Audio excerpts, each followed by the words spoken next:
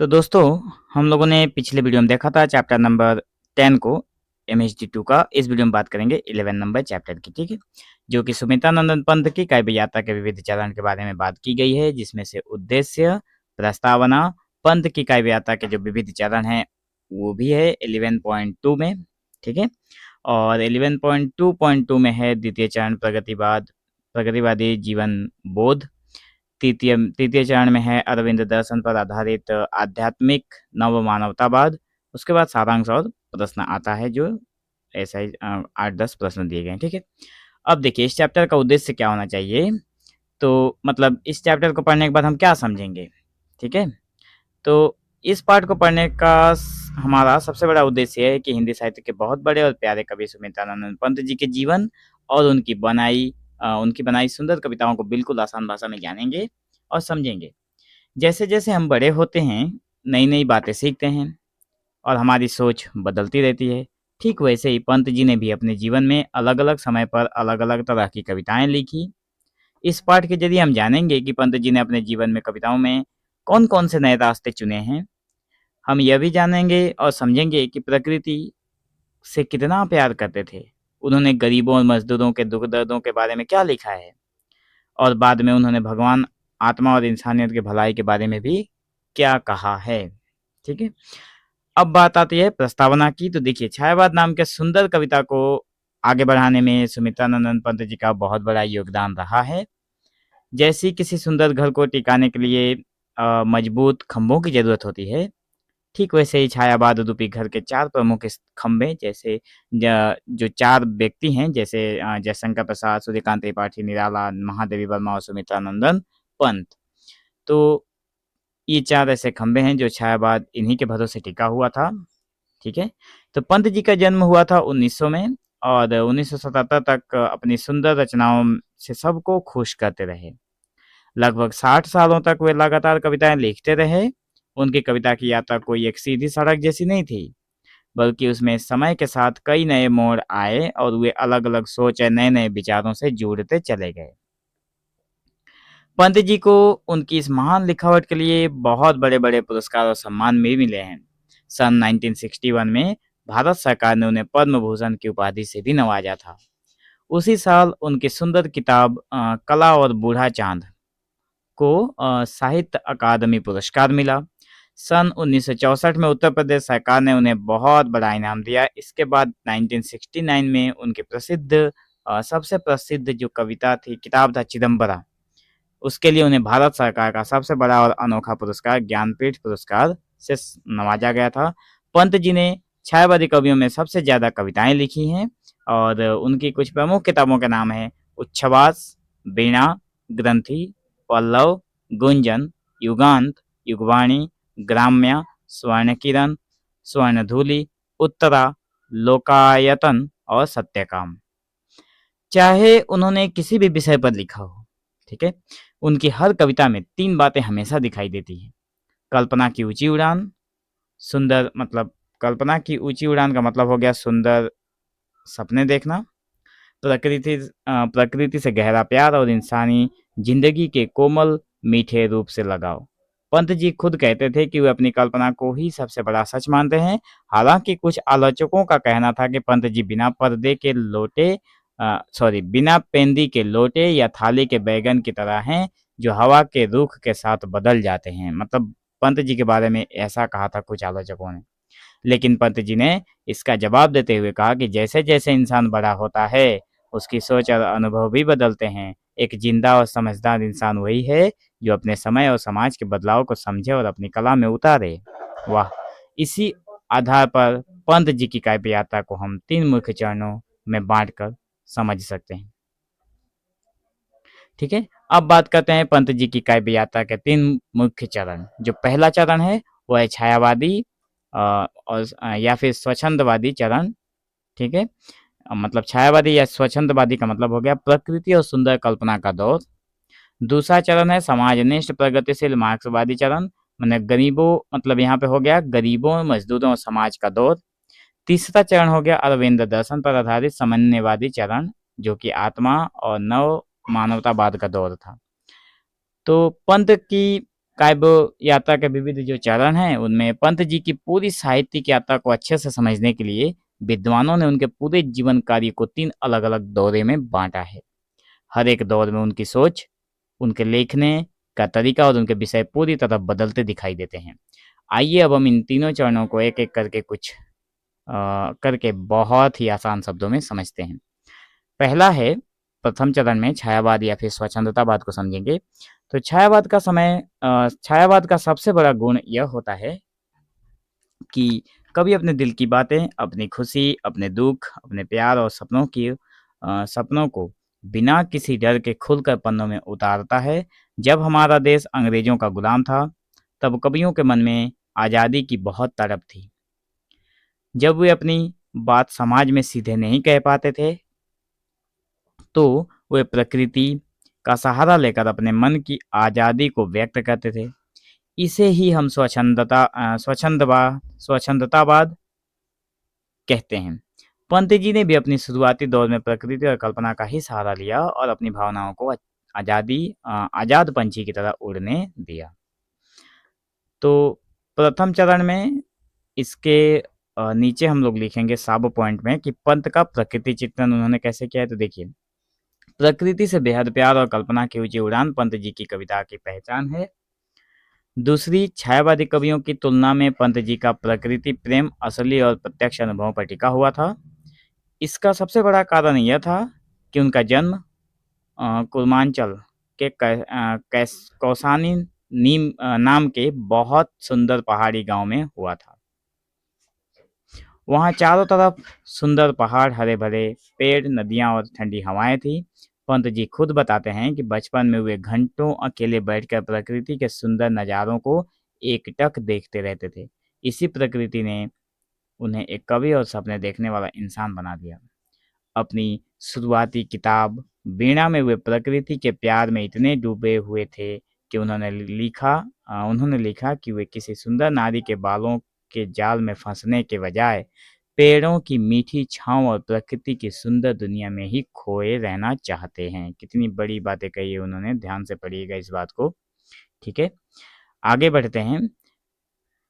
उसके ऊपर कुछ लाइनें भी लिखी है। छोड़ दूमों की मृदुल छाया, तोड़ प्रकृति से भी माया, बाले तेरे बाल जाल में कैसे उलझा दूं लोचन। पंत जी के लिए प्रकृति कोई बेजान या बेसुध चीज नहीं थी, बल्कि वह एक जीती जागती, बोलती चलती सजीव हस्ती थी। मतलब प्रकृति क्या थी पंत जी के लिए? एक जीती जागती व्यक्ति की तरह थी। जब शाम होती, बादल छाते, नदियां बहती या तितलियां उड़ती, तो कवि का दिल खुशी से झूम उठता था। उन्होंने शाम के समय को एक सुंदर लड़की के रूप में धीरे धीरे आसमान से जमीन पर उतरते हुए दिखाया है। शाम के समय को मतलब जिस तरह से संध्या होता है, धीरे धीरे अंधेरा छा जाता है, ठीक उसी तरह से उन्होंने आसमान से उतरती हुई एक सुंदर सी लड़की का उन्होंने वर्णन किया है और दिखाया भी है अपनी रचनाओं में। जब हम बेजान प्रकृति को किसी इंसान की तरह व्यवहार करते हुए दिखाते हैं, तो उसे साहित्य में मानविकीकरण कहते हैं। तो मानविकीकरण किसे कहते हैं? जब हम किसी बेजान प्रकृति के जब हम किसी बेजान प्रकृति को किसी इंसान की तरह व्यवहार करते हुए दिखाते हैं, तो उसे हम साहित्य में मानविकीकरण, मतलब प्रकृति को इंसान के रूप देते हैं, मानविकीकरण कहते हैं। उनकी प्रथम रश्मि कविता में वे चिड़िया से पूछते हैं कि सुबह की पहली किरण आते ही तुमने गाना कैसे सीख लिया। तो पंक्ति कुछ इस प्रकार है कि प्रथम रश्मि का आना रंगिणी तूने कैसे पहचाना, कहाँ कहाँ है बाल विहंगिनी, पाया तूने यह गाना।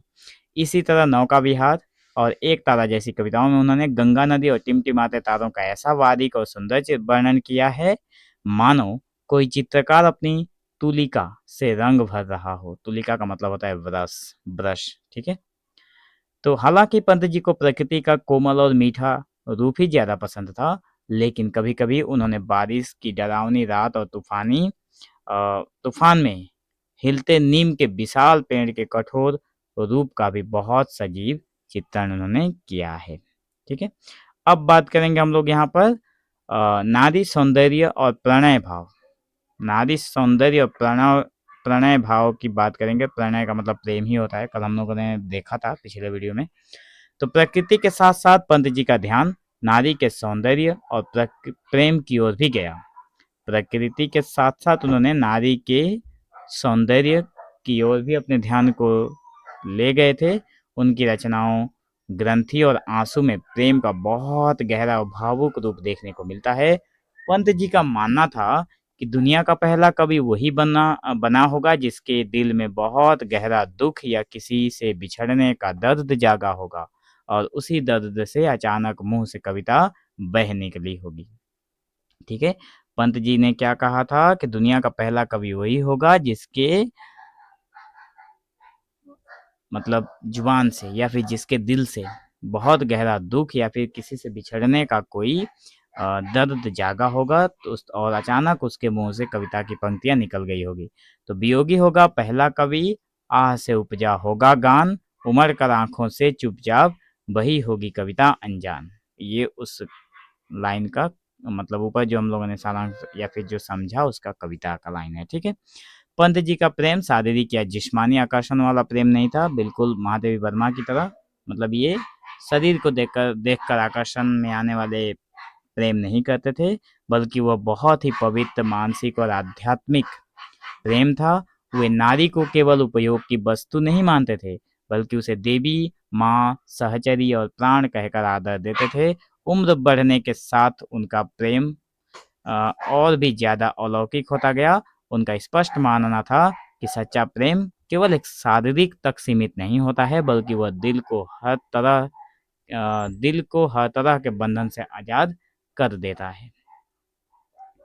अब बात करेंगे हम लोग कल्पना की ऊंची उड़ान की, जो कि प्रथम चरण के अंदर ही आता है। तो छायावादी कविता की तीसरी सबसे बड़ी ताकत थी कल्पना, इमेजिनेशन। कल्पना का मतलब ये इमेजिनेशन। तो इसमें इसकी भी ऊंची उड़ान थी। जब इंसान अपनी रोजमर्रा की बोरिंग जिंदगी से थोड़ा दूर उड़ना चाहता है तो वह कल्पना के पंख लगा लेता है। पंत जी की बादल नाम की कविता इसका सबसे बेहतरीन उदाहरण है कि जब हम लोग अपनी रोजमर्रा की जिंदगी को जीते जीते बोरिंग फील करने लगते हैं, ठीक है, तो हम लोग क्या करते हैं उसमें कुछ नई चीजें ऐड कर देते हैं, कुछ सोचने लगते हैं कि ये करेंगे वो करेंगे। ठीक है, तो वे बादल, यहाँ पे बादल जो कविता है पंत जी का, सुमित्रानंद पंत जी का, वह बादल कविता में वे बादल को सिर्फ पानी का भाप नहीं मानते, बल्कि उसे एक जिंदा पात्र बना देते हैं। वे कभी संशय की तरह धीरे धीरे उठता है, कभी अपयश की तरह अचानक पूरे आसमान में फैल जाता है और कभी मन की लालसा या चिंता की तरह लटक जाता है। पंत जी ने अपनी प्रेमिका की यादों को भी कल्पना के ऐसे अद्भुत लोक में पहुंचा दिया है जहां खुशबू, फूल, सोना और खुशियां ही खुशियां हैं। वे पुरानी यादों को नए सुंदर रंगों में सजाकर पेश करते थे। इस तरह अपने पहले चरण में पंत जी पूरी तरह से छायावाद के सबसे महान और सच्चे कवि बनकर उभरे। अब बात करेंगे द्वितीय चरण में, जो कि प्रगतिवादी जीवन बोध की बात है। तो देखिए सन 1932 के आसपास आते आते ही पंत जी को यह लगने लगा कि केवल सुंदर सपनों, बादलों और फूलों की बातें करने से दुनिया का पेट नहीं भरता। न सन 1936 में उन्होंने अपनी किताब युगांत के जरिए साफ घोषणा कर दी कि अब छायावाद का दौर खत्म हो चुका है। उन्होंने लिखा कि अब कविता को बादलों के महलों से नीचे उतार कर धरती की खुरदरी और कठोर सच्चाई पर चलना होगा। इस नए दौर को प्रगतिवाद कहा जाता है। समाज की भलाई और बराबरी की बात करने की बात होती है प्रगतिवाद में। पंत जी अब पुरानी सड़ी गली परंपराओं को झाड़कर फेंक देना चाहते थे। उन्होंने अपनी कविता युगवाणी में लिखा कि हे पुराने पत्तों और बेजान विचारों, तुम जल्दी से झड़ जाओ ताकि समाज में नई हरी भरी पत्तियों और नए विचार आ सकें। दुरुत झरो जगत के जीर्ण पत्र, हे त्रस्त ध्वस्त, हे शुष्क शीर्ण, हिमताप पीत मधुवान, भीत तुम वितराग जड़ पुराचीन। कवि अब कोयल से कहते हैं कि तुम ऐसी आग की चिंगारी बरसाओ जिससे पुरानी बुराइयां जलकर राख हो जाएं और एक नया सुंदर इंसान जन्म ले सके। इस दौर में पंत जी मशहूर विचारक कार्ल मार्क्स के विचारों से बहुत प्रभावित थे। उन्होंने अपनी कविताओं में लिखा कि दुनिया का इतिहास सिर्फ राजा रानियों या शूरवीरों की कहानियों से नहीं बना है, बल्कि इसे गरीब मजदूरों के कड़े पसीने और मेहनत ने बनाया है। वे मार्क्स को प्रणाम करते हुए कहते हैं कि उन्होंने ही पहली बार दुनिया को यह कड़वा सच दिखाया था। कार्ल मार्क्स ने ही दुनिया को पहली बार इस कड़वी सच्चाई से अवगत कराया था। साक्षी है इतिहास, किया तुमने दुदुम्भी से घोषित, प्रकृति विजित कर मानव ने की विश्व सभ्यता स्थापित। धन्य मार्क्स चिरतमच्छन्न पृथ्वी के उदय शिखर पर। पंत जी ने समाज को दो हिस्सों में देखा, एक जो अमीर हैं और दूसरों का खून पसीना चूसते हैं, और दूसरे जो दिन रात पसीना बहाकर भी भूखे पेट सोते हैं। उन्होंने श्रमजीवी कविता में मजदूर को दुनिया का असली निर्माता और नया रास्ता दिखाने वाला हीरो बताया। वहीं कृषक कविता में दो कविताएं हैं, एक हो गया श्रमजीवी और दूसरा हो गया कृषक। कृषक कविता में उन्होंने भारतीय किसान के दुख, गरीबी और कर्ज में डूबने की दर्दनाक तस्वीर खींची। अब बात करेंगे उनकी कविता जो है, उनकी किताब जो है ग्राम्य, ठीक है, मतलब गांव की कविताएं उसमें देखने को मिलती है। तो इस दौर की सबसे शानदार रचना है ग्राम्य। इसमें उन्होंने ऐलान किया कि अब वे दुनिया को किसी सुंदर शहर या सपनों की आंख से नहीं, बल्कि एक सीधे साधे ग्रामीण की आंख से देख रहे हैं। उन्होंने गांव की स्त्रियों, धोबियों, कहारों और चमारों के नाच गाने के जरिए उनके दुख और खुशियों को बिल्कुल असली रूप में दिखाया। हालांकि कुछ आलोचकों का कहना था कि पंत जी गांव में जाकर किसानों के साथ रहे नहीं थे, इसलिए उनकी हमदर्दी सिर्फ किताबों या दिमाग तक सीमित थी। फिर भी पंत जी ने अपनी कविताओं के जरिए गरीबों के हक में जो आवाज उठाई वो बहुत काबिल तारीफ थी। अब बात करेंगे हम लोग तृतीय चरण की, जिसमें अरविंद दर्शन पर आधारित आध्यात्मिक नव मानवतावाद है। तो साम्यवाद और मार्क्सवाद की बातें करने के बाद पंत जी का मन एक बार फिर बदला। उन्हें लगा कि सिर्फ बाहर की गरीबी या आर्थिक चीजों को बदल देने से इंसान पूरी तरह खुश नहीं हो सकता। इंसान के मन और आत्मा का सुंदर होना भी उतना ही जरूरी है। इस समय वे पौंडुचेरी के महान संत और दार्शनिक महर्षि अरविंद के विचारों से गहरे प्रभावित हुए। आलोचकों ने उनके इस तीसरे दौर को स्वर्ण काव्य कहा है। इस दौर में उन्होंने स्वर्ण किरण, स्वर्ण धूलि, उत्तरा कला और बूढ़ा चांद और लोकायतन जैसी महान किताबें लिखी। यहाँ स्वर्ण शब्द का मतलब चमकती हुई चेतना और आत्मा की रोशनी से है। आगे बात करेंगे। महर्षि अरविंद का मानना था कि भौतिकता मतलब बाहरी दुनिया, धन दौलत, शरीर जो है इसको भौतिक सुख बोलते हैं। तो भौतिकता और आध्यात्मिकता, आध्यात्मिकता कौन सा हो गया? आत्मा, भगवान, मन की शांति, ये सारी चीजें आध्यात्मिक है। तो दोनों ही बहुत जरूरी हैं। हाँ, अरविंद ने कहा कि ये दोनों चीजें जरूरी हैं, भौतिकता और आध्यात्मिकता, इन दोनों के बीच मेल होना चाहिए। पंत जी ने भी यही बात अपनी कविताओं में कही कि जैसे इंसान के पास शरीर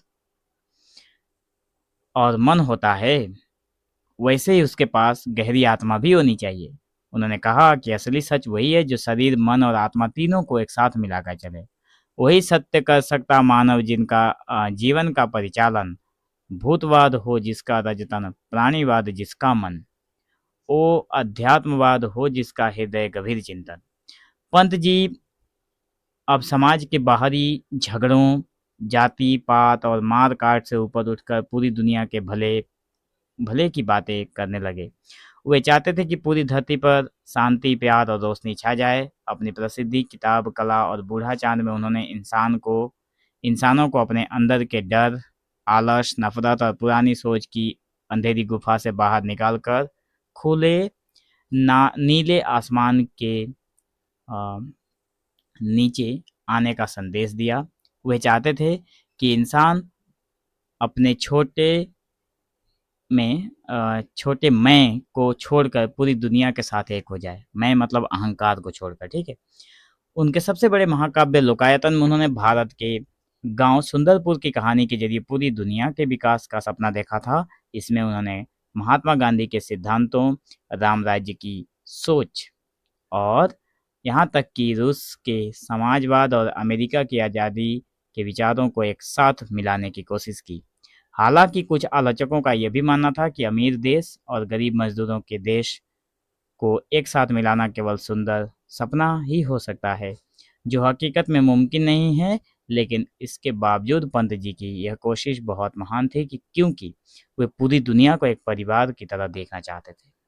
ठीक है, तो सारांश के तौर पर हम लोग कह सकते हैं कि सुमित्रानंद पंत जी हिंदी साहित्य के एक ऐसे महान और अनोखे कवि थे जिनकी कविता समय के साथ लगातार निखरती और बदलती रही। अपने जीवन के पहले चरण में वे पहाड़ों, नदियों, बादलों और सुंदर कल्पनाओं के बीच रहे और उन्होंने प्रकृति का बहुत ही मोहक मानवीकरण किया। अपने जीवन में वे बादलों के सपनों को छोड़कर धरती पर आए और उन्होंने गरीब किसानों, मजदूरों और पीड़ितों के हक के लिए आवाज उठाई तथा गांव की असली जिंदगी को सबके सामने रखा। इसके बाद अपने तीसरे चरण में वे महर्षि अरविंद के विचारों से जुड़े और उन्होंने शरीर और आत्मा तथा बाहरी दुनिया और अंदर की शांति के बीच मेल बैठाने का प्रयास किया। मेल मतलब समन्वय।